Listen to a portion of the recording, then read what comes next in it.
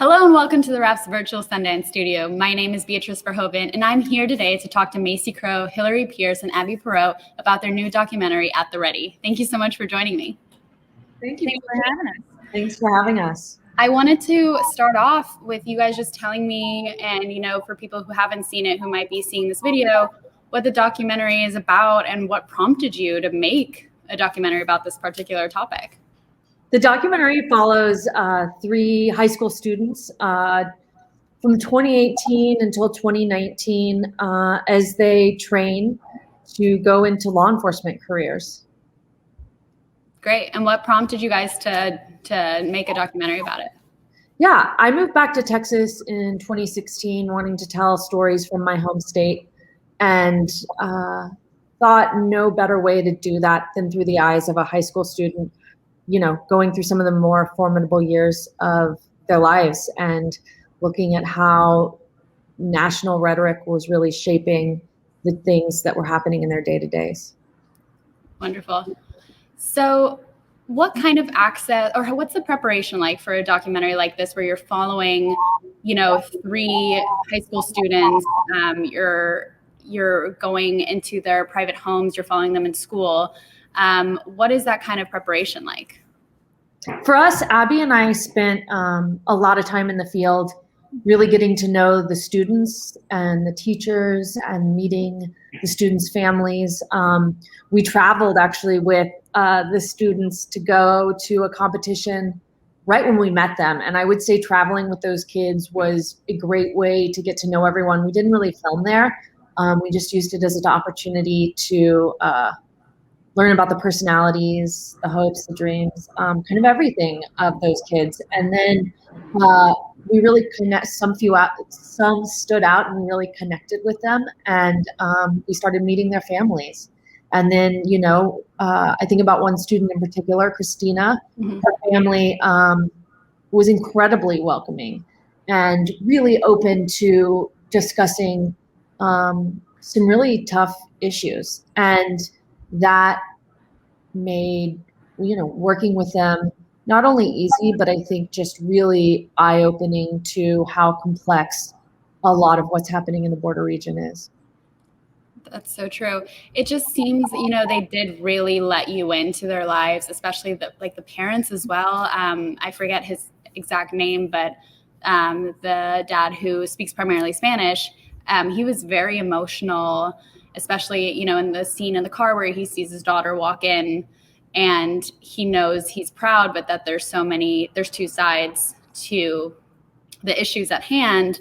I was wondering, was there stuff you couldn't get on camera? Was there stuff that was a little bit more difficult to film because of access or because someone didn't want to get into that? I always think that's an interesting question, because I think there's always people that don't want to be filmed, I think, no matter what story you're telling. Mm-hmm. I'm always more interested in pursuing the stories of people who want to share their story. So with these kids, they were very open and very receptive. So yeah, there were definitely students that didn't want to be filmed, and we accepted that. Yeah, I would add that I think we really just wanted to focus on, once we'd figured out who our characters were, just continuing to build a bond where we could, grow with them in vulnerability as time went on. We worked with like a young teenage boy, and they're not the most forthcoming people because, they have their walls up, but just spending time day after day and slowly letting him feel comfortable with us and let his walls down a little, I think brings some of the most amazing vulnerable moments in the film. Yeah, I think that trust and that relationship that they built in the field is very evident on screen. When did you start, prepping for the documentary? When did you start filming, and how long did production take? We started researching in 2017. Okay. And we visited a number of schools in the border region. And then we started filming in 2018 and filmed from 2018 to the end of the school year in 2019, and then a little bit after that. And yeah, so I would say production took about 2 years. Interesting. Yeah, I mean, I ask because there is such a timely aspect to it, right? Especially with the Trump administration and, the kids being, torn away from their parents, which is a big part of the documentary too. Was there any pressure to get the documentary out at a certain time, or was it just kind of how it happened? I think the outside forces definitely play a part in shaping all of these kids. I say kids, I mean young adults. But I think no matter the time period in which we made this film, the outside forces would be shaping some part of their journey. And so we definitely wanted to include those, but not make the film just about those, so that we could have the film have more of a shelf life. Like I think these issues are always going to be changing, but the decisions that these kids have to make are always going to be the same. They're always going to be, weighted with the issues of the day. And yeah, I don't.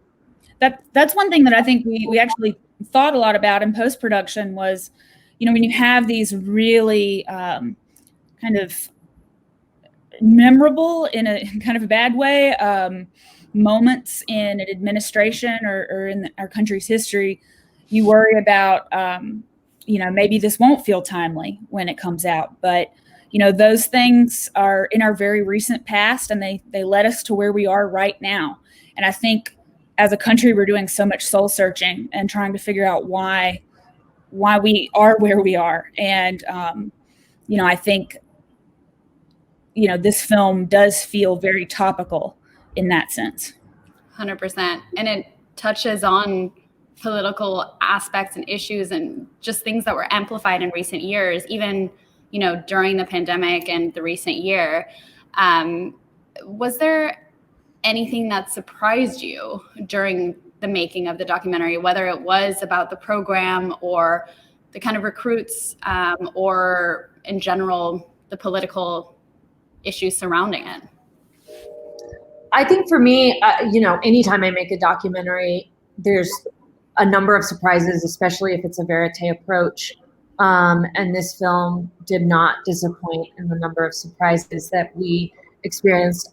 I think one thing that really surprised me was how disappointed and scared Christina was when Beto lost the election. I didn't at that exact moment, I didn't realize how much that race symbolized for her and what it meant. It wasn't about Beto as much as it was about what she thought he could do and what he stood for.